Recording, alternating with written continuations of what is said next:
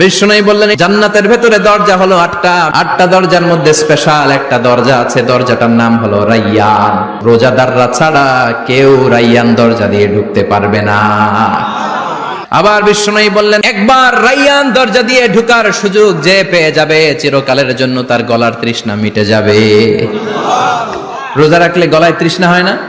এই যে আল্লাহর খুশির জন্য এই তৃষ্ণাকে সহ্য করে আপনি রোজা রেখেছেন, এর ফলাফল হিসেবে রাইয়ান দরজা দিয়ে ঢোকা মাত্রই আপনার গলার তৃষ্ণা শেষ।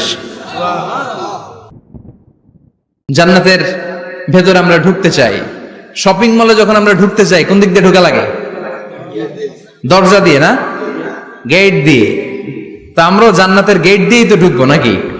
আমরা জান্নাতের কোন না কোনো গেট দিয়ে ঢুকতে হবে। বিশ্বনবী ফরমান, বুখারীর বর্ণনা, ইন্নালিল জান্নাতি সামানিয়াতু আবওয়াব, জান্নাতের ভেতরে 8টা দরজা আছে। কয়টা? বিশ্বনবী একবার সাহাবাদেরকে নিয়ে ওয়াজ করছেন, বলছেন তোমাদের মধ্যে এমন একজন ব্যক্তি আছে, এই ব্যক্তির আমলগুলো আল্লাহর কাছে এমন ভাবে কবুল হয়েছে, আল্লাহর কাছে ওই ব্যক্তি এতটাই সেরা, জান্নাতের 8টা দরজা কিয়ামতের দিন এই লোকটাকে ডাকতে থাকবে। প্রতিটা দরজা বলবে আপনি আমার দরজা দিয়ে ঢুকে জান্নাতে প্রবেশ করেন। সাহাবারা বললেন ইয়া রাসূলুল্লাহ, কে সেই ব্যক্তি? বিশ্বনবী বললেন ওই ব্যক্তির নাম হলো আবু বকর। কিয়ামতের দিন সাইয়েদনা আবু বকরকে 8টা জান্নাতের দরজা থেকেই জান্নাতগুলো ডাকতে শুরু করবে, উদখুল মিন বাবি, উদখুল মিন বাবি, আমার দরজা দিয়ে ঢুকেন, আমারটা দিয়ে ঢুকেন। ওই দরজা থেকে বলবে আমারটা দিয়ে ঢুকেন। আল্লাহু আকবার। বিশ্বনবী আমাদেরকেও নিরাশ করেন নাই। বিশ্বনবী বললেন কেউ যদি প্রতিদিন 5 ওয়াক্ত নামাজের আগে যে ওযু করে, ওযুর পরে কেউ যদি পড়ে আশহাদু আল্লা ইলাহা ইল্লাল্লাহ ওয়া আশহাদু আন্না মুহাম্মাদান আবদুল্লাহি ওয়া রাসূলুহু, প্রত্যেক ওযুর পরে যেই ব্যক্তি এই দোয়াটা পড়বে ওই ব্যক্তির জন্য রব্বুল আলামিন কিয়ামতের দিন জান্নাতের 8টা দরজা খুলে দিবে। সেও সাইয়েদনা আবু বকরের সাথে সাথে ওই 8টা দরজা যেটা দিয়ে মন চায় ঢুকতে পারবে। কোন সুবহানাল্লাহ। বিষ্ণু বললেন ইন্নালিল জান্নাতি সামানিয়াতু আবওয়াব, জান্নাতের ভেতরে দরজা হলো 8টা, মিনহা বাবুন ইউসাম্মা আর-রাইয়ান, 8টা দরজার মধ্যে স্পেশাল একটা দরজা আছে, দরজাটার নাম হলো রাইয়ান। লা ইয়াদখুলুহু ইল্লা সাইমুন, রোজাদাররা ছাড়া কেউ রাইয়ান দরজা দিয়ে ঢুকতে পারবে না। যারা রোজা রেখেছেন তাদের জন্য এন্ট্রি দেয়া হবে এই দরজা দিয়ে ঢুকার। আবার বিষ্ণু বললেন মান দাখালাহু লাম ইয়াজমা আবাদা, একবার রাইয়ান দরজা দিয়ে ঢুকার সুযোগ যে পেয়ে যাবে চিরকালের জন্য তার গলার তৃষ্ণা মিটে যাবে। রোজা রাখলে গলায় তৃষ্ণা হয় না? এই যে আল্লাহর খুশির জন্য এই তৃষ্ণাকে সহ্য করে আপনি রোজা রেখেছেন, এর ফলাফল হিসেবে রাইয়ান দরজা দিয়ে ঢুকা মাত্রই আপনার গলার তৃষ্ণা শেষ। জান্নাতের 8টা দরজার কোন না একটা দরজা দিয়ে আমরা ঢুকবো। এখন এই দরজার সাইজ কতটুকু জানার দরকার আছে না নাই? বিষ্ণু বললেন ইন্না মিসরাইন মিন মাসারি'i জান্নাহ মা বাইনা মাক্কা ওয়া হাজার, সৌদি আরবের মক্কা শহর থেকে বাহরাইন শহর যত দূর, জান্নাতের দরজাটা হবে তত দূর। আমাদের দরজা কয় ফিট বাই কয় ফিট হয় বাসার দরজাগুলো? হ্যাঁ, আল্লাহু আকবার। জান্নাতের এক একটা দরজা সৌদির মক্কা শহর থেকে হাজার হচ্ছে বাহরাইনের একটা শহর, এই দুই শহরের মাঝখানে যত দূর জায়গা, এত বড় জায়গা, সে হিসেবে কয়েক কোটি লোক এক ধাক্কায় ঢুকবে। কয়েক কোটি লোক এক ধাক্কায় ঢুকে যাবে। চিল্লায় পড়েন আল্লাহু আকবার। আমরা যেন ওই জান্নাতের ভেতরে ঢুকতে পারি, একসাথে পড়েন আমিন। তবে জান্নাতের ভেতরে অনেকগুলো ক্লাস আছে, সব জায়গায় ক্লাস মেইনটেইন হয়, ঠিক কিনা? বড় স্যার, মেজো স্যার, ছোট স্যার, বড় হুজুর, মেজো হুজুর, ছোট হুজুর, business class, economic class, platinum class, হ্যাঁ, promo class, first class, second class, third class, last class আছে না নাই? জান্নাতের মধ্যে এরকম ক্লাস আছে। বিষ্ণু বললেন সবচেয়ে দামি ক্লাসের নাম হলো ফেরদাউস। ইযা সাআলতুমুল্লাহ ফাসআলুহুল ফেরদাউস, এজন্য আল্লাহর কাছে যখন জান্নাত তোমরা চাইবা, ছোটটা চাইবা কেন, বড়টা চাও, ফেরদাউস চাও। ছোটটা যাবো না, কোনটা যাবেন? ইযা সাআলতুমুল্লাহাল জান্নাতা ফাসআলুহু আল ফেরদাউস, আল্লাহর কাছে যখন জান্নাত চাবা ছোটটা চেও না, বড়টা চাও। 8টা স্টেজ আছে জান্নাতে, এক একজনের আমল অনুযায়ী এই জান্নাতে ঢুকবে। কেউ ঢুকবে জান্নাতুল মাওয়াতে, কেউ জান্নাতুন নাঈমে, কেউ জান্নাতুল আদানের ভেতরে, কেউ দারুল কারার, দারুল খুলদ, দারুল মাকাম, আল্লিগুন, এগুলোতে ঢুকবে। আমরা সবাই যেন জান্নাতুল ফেরদাউসের অধিবাসী হতে পারি। সূরাতুল মুমিনুনের শুরুতে আল্লাহ তাআলা মুমিনদের 7টা গুণের কথা বলেছে। আল্লাহ বলেছেন উলাইকা হুমুল ওয়ারিসুন আল্লাযীনা হুম ইয়ারিসুনাল ফিরদাউসা হুম ফিহা খালিদুন।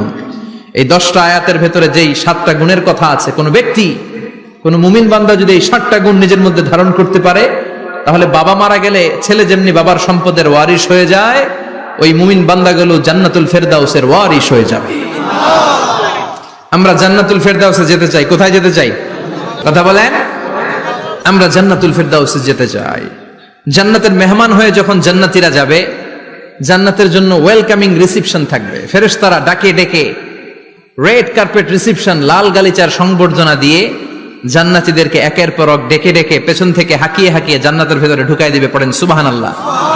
ওয়াসীকাল লাযীনা ইত্তাকাউ রাব্বাহুম ইলাল জান্নাতি যুমারা হাত্তা ইযা জাউহা ওয়া ফুতিহাত আবওয়াবুহা وقال لهم خزنتها سلام عليكم طبتم فادخلوها خالدين। সুবহানাল্লাহ পড়েন।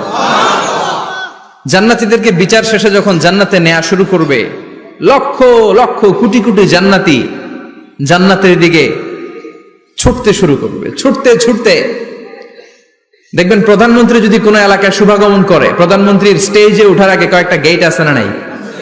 থাকে না? 3-4টা গেট থাকে। প্রথম গেট, দ্বিতীয় গেট, তৃতীয় গেট।